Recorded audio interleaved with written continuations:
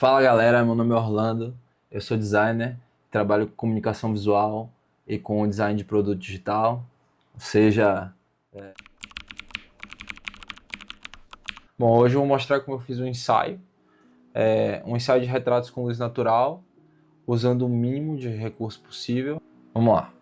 Então, primeiro eu vou mostrar o resultado para vocês, rapidamente, o que a gente consegue fazer com esse setup que eu estou propondo, que é um setup muito simples de fotografia. Coisa simples demais, você tem aqui um fundo infinito, que dessa vez eu escolhi usar um fundo infinito com, com estampa, porque eu acreditava que dialogava com o tema da festa, porque é uma liberdade artística que eu pude me dar. Então eu queria ver esse fundo florido. E foi combinado também com essa aniversariante, né? Esse foi um ensaio de aniversário. Então eu falei que ia ser um fundo colorido, florido, vermelho. Então o aniversariante se vestiu de branco. E é legal que ela usou essa roupa que também é estampada, mas que tem um contraste excelente com o fundo. Então ela é branco e tem essas estampas de flores também, o que também está dentro dessa temática. E ela usou um buquê de flores. Esse setup ele pode ser construído com facilidade por qualquer pessoa, basta você ter um tecido. Você pode escolher um tecido da sua casa. Eu já usei várias vezes um edredom vermelho, que funciona muito bem, e se você desfocar, inclusive, ele parece só um fundo infinito qualquer. Mas aí você pode estender ele de várias formas. Você pode usar a cadeira para poder pendurar o tecido, eu já fiz isso. Você pode pendurar numa estrutura maior. Nesse caso do aniversário tinha um passo-a-passo, né? Aquele brinquedo de criança que você vai pendurado. Podia ter pendurado lá, mas não precisei, porque eu tenho um suporte para fundo infinito, que também é um equipamento que eu acho super válido, assim, se você pretende trabalhar com foto de estúdio, se você quer fazer esse tipo de fotografia com fundo infinito e ter essa liberdade de fazer isso em qualquer lugar, pô, esse suporte é muito massa, não é muito caro, e é, na real, um dos equipamentos mais baratos e que eu mais usei.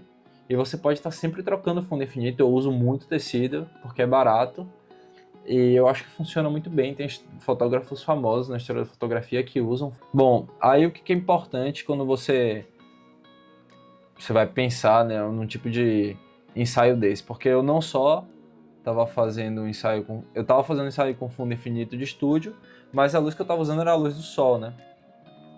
Então, uma coisa importante é você pensar, na luz que você quer. Então, o horário do sol vai fazer toda a diferença nesse caso. Se eu tivesse usado meio-dia, eu ia estar com luz super dura. Se eu tivesse usado o começo da tarde, ou o fim da tarde, ou de manhã cedo, eu ia ter uma luz mais amarelada.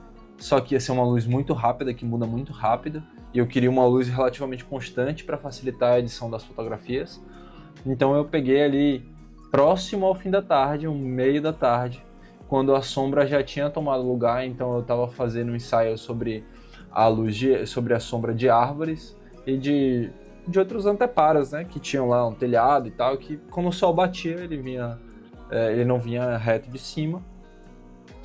Esse lugar estava em sombra. Isso também é muito importante porque os modelos ficam mais confortáveis, né? Imagina você ter que estar vestido para um aniversário, tá tomando cerveja, tá comendo, etc. E aí você tem um sol super quente, te deixa todo suado, enfim. Seria uma situação desagradável tanto pro aniversariante, pra aniversariante, quanto pros demais, né? Então é basicamente isso, é pensar na luz que você quer para ter essa qualidade fotográfica, idealizar assim, a mensagem que você quer passar e pensar nesse conforto. Então eu não queria uma sombra muito dura, eu queria uma sombra muito suave. Então essa sombra, essa fotografia com luz natural, a sombra de árvores funciona muito bem nesse caso. Então, e eu não queria nenhum contraluz, nada disso. Eu queria o fundo bem claro com as flores, ou a estampa, e que as pessoas estivessem bem iluminadas, mas nada demais, assim, sabe? Com sombras suaves. Não sei, não chega a ser uma luz de beleza, mas eu acho que as sombras suaves elas são interessantes para fotografias que as pessoas querem parecer bonitas. Porque ao não criar sombras duras, essa luz de beleza vai minimizar rugas, ela vai minimizar traços que são indesejados culturalmente, né? Cicatrizes, essas coisas. Isso é uma questão discutível, é uma questão cultural, tá? Também você é muito interessante pensar que além do calor que a pessoa pode estar passando com a roupa que ela tá e com a luz do sol, já que não é um ambiente controlado como seria no estúdio, é você pensar no fluxo de pessoas, não ser um lugar que vai atrapalhar, que as pessoas vão ficar passando. Enfim, você quer influenciar o humor das pessoas positivamente, tá? Então você vai construir isso de uma forma que não estresse elas, né? Porque já é cansativo ser fotografado. E nesse tópico de ser cansativo ser fotografado, você está fotografando não modelos, né? No meu caso, principalmente. Eu acho que nunca tive a experiência de fotografar um modelo. Sempre não modelos. E aí eu acho que é muito importante você manter essas pessoas confortáveis ou tentar criar essa estrutura. No aniversário, o que acontecia? Eu tinha muitas pessoas que já se conheciam, então uma coisa que foi super bacana foi botar essas pessoas para interagir, porque quando elas interagem, e principalmente por ser um aniversário, e as pessoas gostarem do aniversariante, esse carinho transparece nas fotos.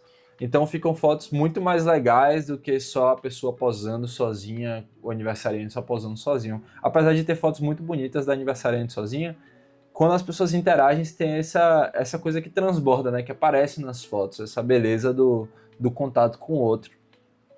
E aí você pode fazer várias brincadeiras, né? Então as pessoas já começam tensas, como é que eu vou ser fotografado e tal. Aí uma coisa que eu gosto de falar é, não se preocupe, eu vou fotografar várias vezes. Inclusive a galera fala, o que é que essa máquina não para de fazer clac, clac, clac? Porque eu quero pegar os momentos todos, então eu não quero ficar escolhendo momentos, né? Porque isso deixa a pessoa ainda mais tensa, tipo, pô, será que tá ruim? Será que não tá fotografando porque eu não tô bonito? E aí você clica mesmo, solta o dedo e elogia, né? Tipo, ficou massa, pô, gostei disso, gostei daquilo, mas vai se movendo naturalmente, que a gente vai testando. Eu acho que fazer posturas preconcebidas assim de modelo já termina sendo uma coisa meio difícil, sabe? Porque você tem que dirigir a pessoa, ir lá, mexer nela e voltar. Eu até faço isso às vezes, mas eu evito, assim, sabe? Tanto é que eu não uso muito, eu nem lembro das poses. Quando eu uso poses, eu geralmente tenho um celular, alguma coisa assim de referência para mostrar para a pessoa. Acho que isso facilita bastante. Mas eu não usei nesse ensaio nenhuma. E o que eu usei, além de fazer as pessoas interagirem, foi colocar uma cadeira e ter o buquê de flores.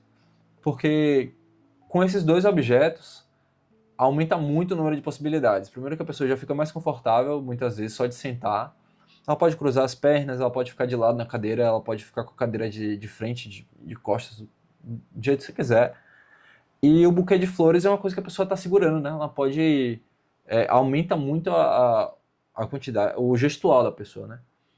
Tem gente que já gesticula muito, mas tem gente que gesticula pouco. E você dá um instrumento para essa pessoa interagir, aumenta muito o leque de possibilidades. Então vocês vão ver que tem fotos muito legais.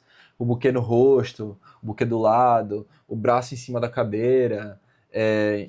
Enfim, isso cria uma diversidade, assim, um universo de possibilidades. Aí você coloca uma pessoa sentada, outra em pé, depois manda elas trocarem. Aí 3 pessoas juntas, uma sentada, 2 do lado, ou todos juntos. Enfim, essa diversidade de possibilidades fica muito bacana. Aí bota uma pessoa no colo da outra, aí bota as pessoas dando um beijinho na bochecha. Poxa, isso cria essa dinâmica que funciona muito bem, assim, sabe? Do que se tivesse só as pessoas em pé, se com uma coisa meio dura, meio tesa, todo mundo meio reto assim. Então acho que vale a pena ter esses elementos, que podem ser outros, não precisa ser a cadeira necessariamente e o buquê, né? Isso tem que ter a ver, isso pode ter a ver, deve inclusive ter a ver com o tema do seu ensaio, assim. Bom, agora eu vou falar um pouquinho de proximidade e enquadramento. Tem um fotógrafo muito famoso, que eu não lembro o nome agora, eu vou dar uma pesquisada. Frank, fotógrafo, vamos lá, velho. Robert Capa, pronto. Robert Capa, ele é conhecido por imagens muito impactantes. Ele tem duas guerras que ele fotografou especificamente aqui no Google, né? Desembarque da Normândia e na Segunda Guerra Mundial. Ele foi um fotógrafo húngaro e ele fazia as fotos muito de perto.